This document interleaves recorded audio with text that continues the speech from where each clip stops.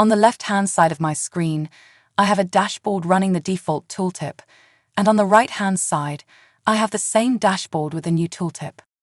You'll notice when I hover over the chart, the tooltip stays on the same horizontal plane, no matter where my mouse is, and there are no options displayed. I'll hover over the donut chart, and I'll just get the standard tooltip. It's the same experience for every visualization. If I want to get drill-down options, I have to click on a marker on the chart to see if there is a drill-down available. You'll notice there's no filter option. Filters can only be applied in the filter bar at the top.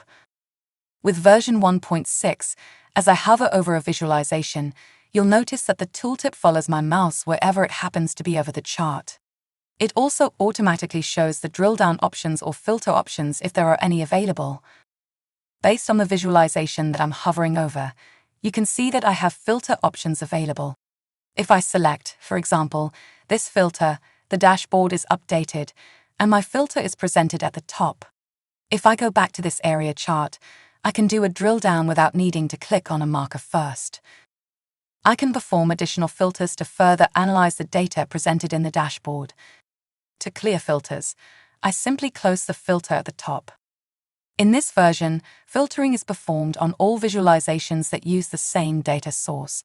You don't need to do any configuration or code to connect visualizations because Reveal has already wired it up.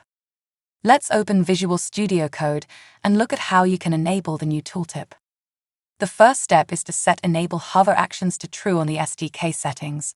This gives you the new tooltip hover experience. Second, on the Reveal view, set Interactive Filtering to True, which gives you the automatic interactive filter experience. Note that this feature is considered a beta feature. We are continuing to improve the overall tooltip experience over the next several releases, and we look forward to your feedback.